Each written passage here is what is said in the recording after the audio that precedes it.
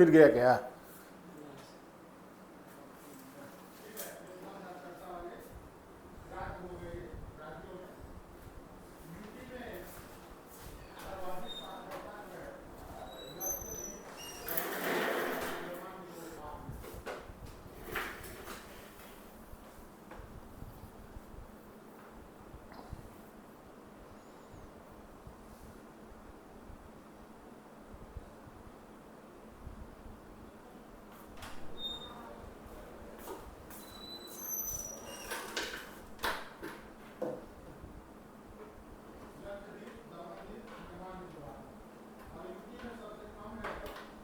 Hello hello hello.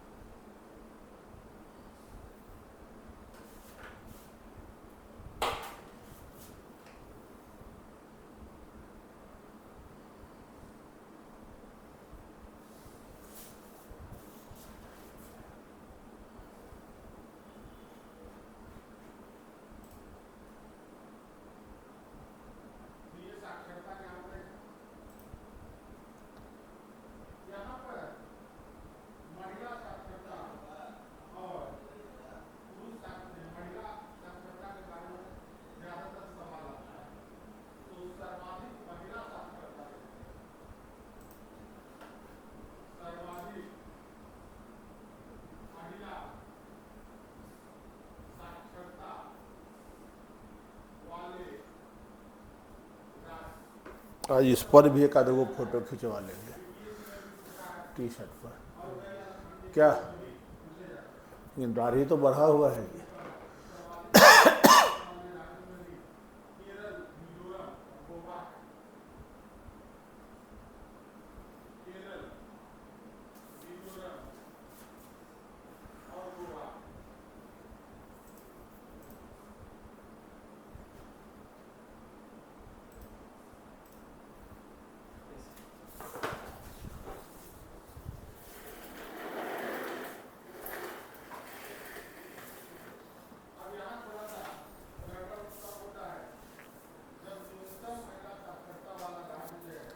हो गया।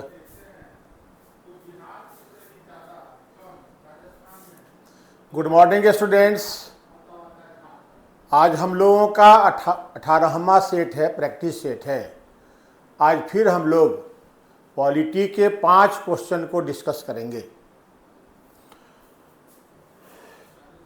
पहला क्वेश्चन जो है आपके स्क्रीन पे दिख रहा है, ये Suman good morning, Rajni good morning, Rajkumar good morning.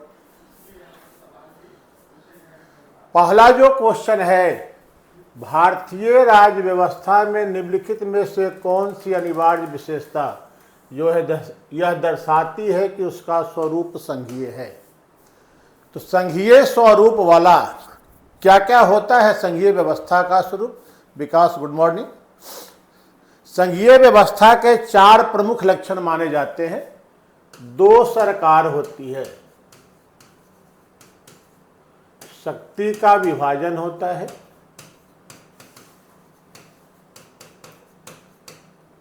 संविधान की सर्वोच्चता होती है और स्वतंत्र न्यायपालिका होती है। यही 4 प्रमुख लक्षण माने जाते हैं। लिखित संविधान होता है और उच्च सदन भी होता है ना। अब इसमें से विकास का उत्तर आया है। Krishna good morning. अब इसमें से देखिए, संघ की विधायिका में संगठक इकाइयों के निर्वाचित प्रतिनिधि होते हैं। ये 2 और लिख ही देते हैं, लिखित संविधान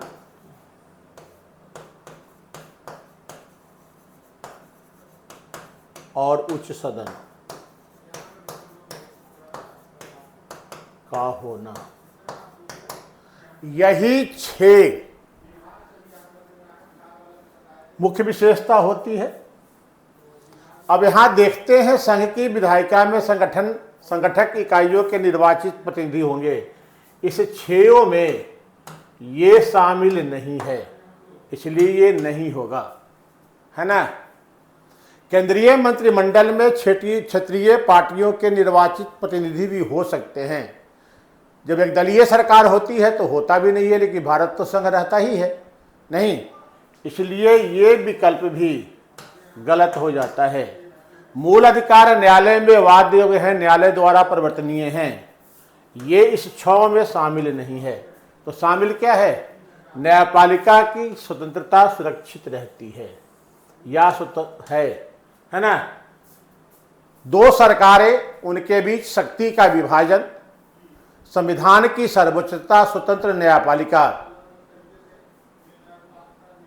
लिखित संविधान और उच्च सदन का होना, यही 6 विशेषता एक संघीय व्यवस्था की मानी जाती है। इसमें से अगर आप देखेंगे तो केवल ये वाला कि न्यायपालिका की स्वतंत्रता सुरक्षित रहती है, यही इसका उत्तर होगा, है ना। इस 6 को ध्यान में रखिएगा। संघीय व्यवस्था से कोई भी प्रश्न आएगा इस तरह का, तो उसका उत्तर स्वतः आप उत्तर तक पहुंच जाएंगे, है ना। दूसरा क्वेश्चन, भारत में संपत्ति के अधिकार की क्या स्थिति है ना। संपत्ति का अधिकार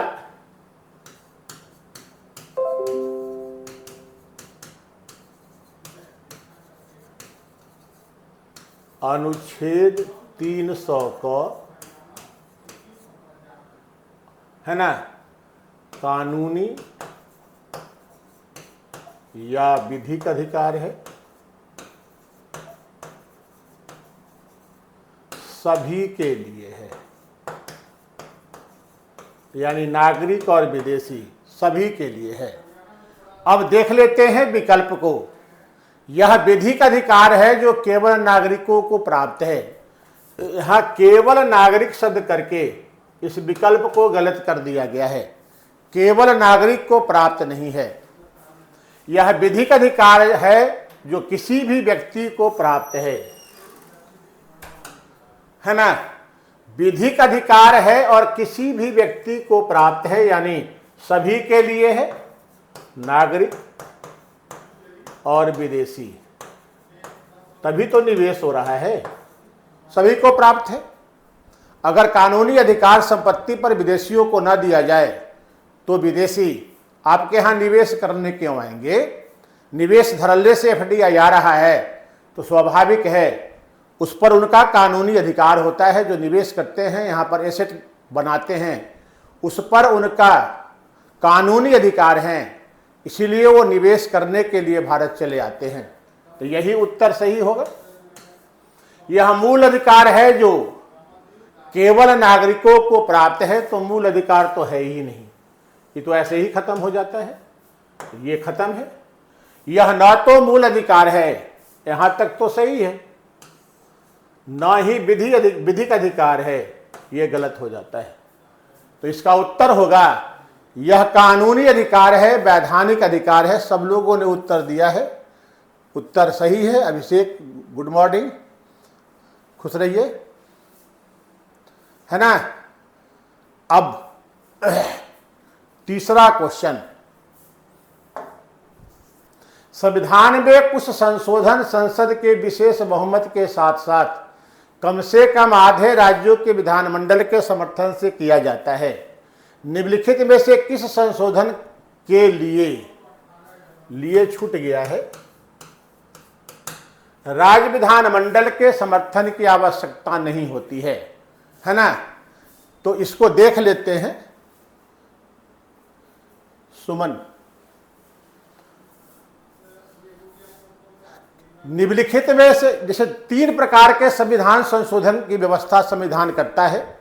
एक साधारण बहुमत का संशोधन, जिसमें संसद का दोनों सदन आधे से अधिक सदस्यों के समर्थन से उस संशोधन को करता है।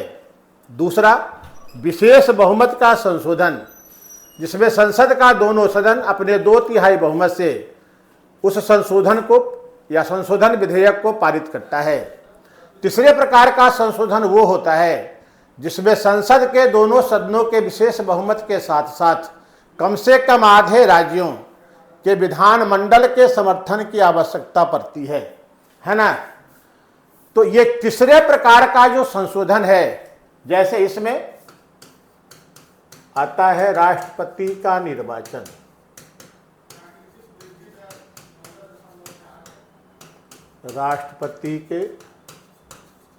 राष्ट्रपति निर्वाचन की प्रक्रिया सर्वोच्च एवं उच्च न्यायालय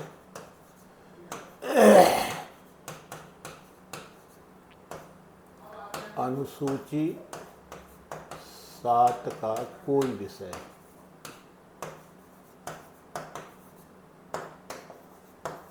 अनुच्छेद 368 ये मुख्य रूप से तीसरे प्रकार से ही संशोधित किए जाते हैं। अब यहां आते हैं, ये भी है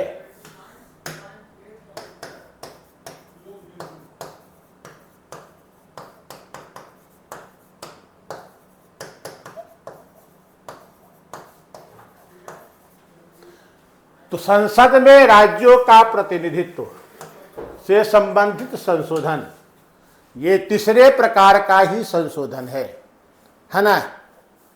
दूसरा, अनुसूची 7 से संबंधित कोई विषय, ये तो तीसरे प्रकार का है ही, ये भी है। सर्वोच्च एवं उच्च न्यायालय से संबंधित संशोधन, ये भी तीसरे प्रकार में ही आता है। तो ये तीनों सही है। मौलिक अधिकार और राज्य के नीति निर्देशक तत्व में जो संशोधन होता है, ये विशेष बहुमत का संशोधन है।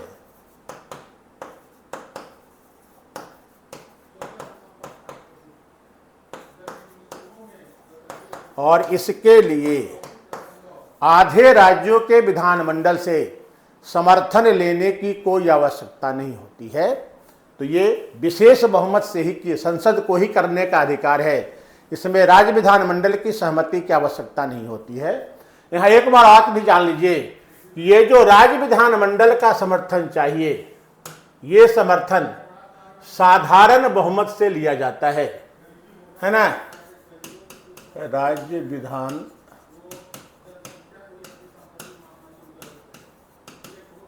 मंडल का समर्थन साधारण बहुमत से,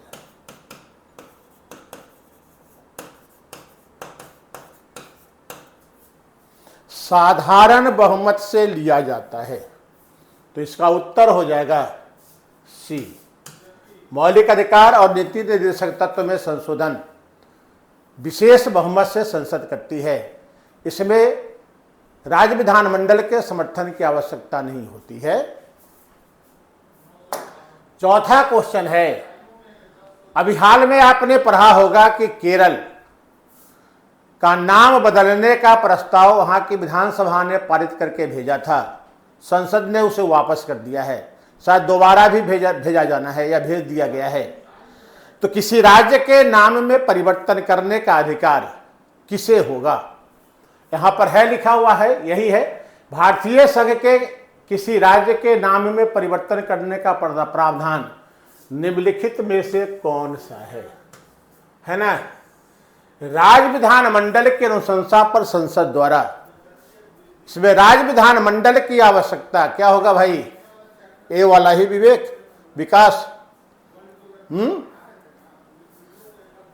राज्य विधानमंडल ने अनुशंसा जरूर किया है, नहीं, इसके पहले पश्चिम बंगाल ने भी किया था और बांग्ला या कुछ ऐसे ही नाम रखने का प्रस्ताव उन्होंने पारित किया था, संसद उनसे भी सहमत नहीं हुआ था। केरल वाले मामले में भी वही देखा जा रहा है। लेकिन यहां पर राज्य विधानमंडल के अनुशंसा की कोई आवश्यकता नहीं होती है। यह संसद 100% संसद के विशेषाधिकार में है ना। तो ये नहीं होगा, प्रावधान में ये नहीं है कि राज्य विधानमंडल की अनुशंसा हो, बिना अनुशंसा के भी किया जा सकता है। राज्य विधानमंडल की अनुशंसा पर राष्ट्रपति को अधिकार नहीं है, अधिकार 200% संसद के पास ही है। संसद द्वारा अपने साधारण बहुमत से और संसद द्वारा अपने विशेष बहुमत से। विशेष बहुमत का इसमें प्रावधान नहीं है ना। नए राज्य का निर्माण करने या वर्तमान राज्यों के नाम, सीमा या क्षेत्र में परिवर्तन करने की शक्ति संसद को प्राप्त है और ऐसा संसद अपने साधारण बहुमत से करती है ना। तो संसद द्वारा अपने साधारण बहुमत से ही होगा, यही इसका उत्तर होगा। अनुच्छेद 3 के अनुसार नए राज्य का निर्माण करने या वर्तमान राज्यों के नाम, सीमा या क्षेत्र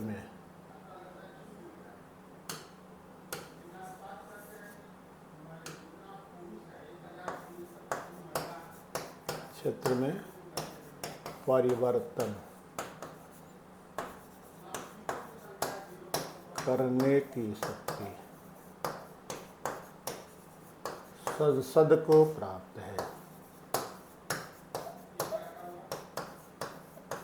है ना।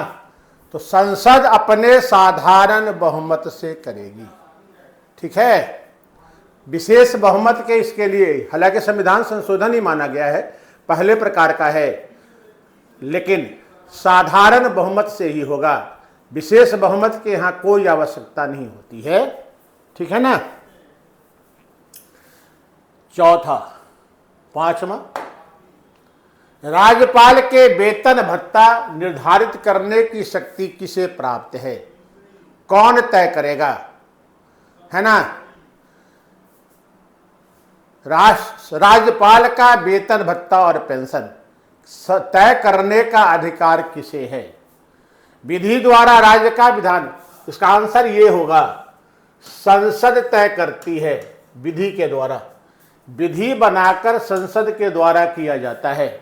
राज्य विधानमंडल को ये करने की शक्ति नहीं है ना। राष्ट्रपति भी नहीं करेंगे और संसद के अनुमोदन पर केंद्र सरकार भी नहीं करेगी।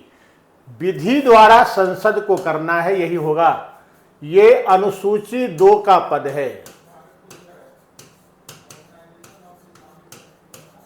के पद का वेतन भत्ता और पेंशन संसद विधि द्वारा निर्धारित करती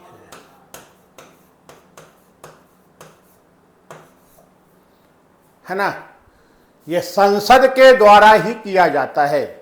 अनुसूची 2 में जो भी पद हैं, जैसे राष्ट्रपति हैं, राज्यपाल हैं, लोकसभा के अध्यक्ष उपाध्यक्ष हैं, राज्यसभा के सभापति उपसभापति हैं, सीएजी हैं, सर्वोच्च और उच्च न्यायालय के न्यायाधीश हैं, विधानसभा के अध्यक्ष उपाध्यक्ष हैं, विधान परिषद के सभापति उपसभापति हैं। इन सारे पदों का वेतन भत्ता और यदि पेंशन है उनके लिए, तो ये तय करने की शक्ति संसद के पास है और ऐसा संसद विधि बनाकर करती है। इसलिए सभी राज्यों के राज्यपाल का वेतन 3.5 लाख ही अभी वर्तमान में है, कहीं कोई अंतर नहीं है। अगर विधानमंडल के पास ये शक्ति रहती तो राज्य अपने अपने ढंग से तय करते, तो संसद ही करेगी।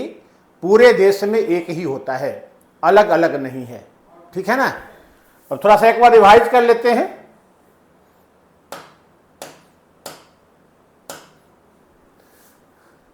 अनिवार्य व्यवस्था जो दर्शाती है कि संघीय व्यवस्था है भारत में।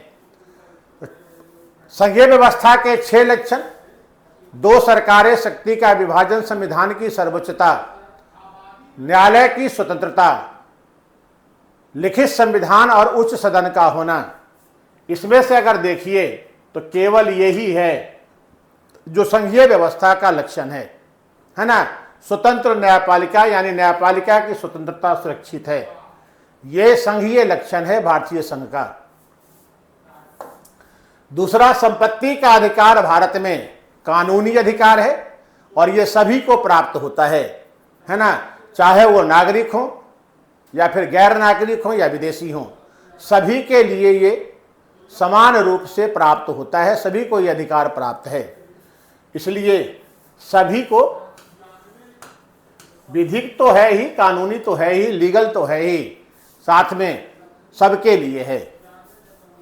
तीसरा, संविधान में जो संशोधन तीसरे प्रकार का होता है, जिसके लिए संसद के विशेष बहुमत के साथ साथ कम से कम आधे राज्यों के विधानमंडल के समर्थन की आवश्यकता होती है। इसमें राज्य विधानमंडल अपना समर्थन साधारण बहुमत से देता है।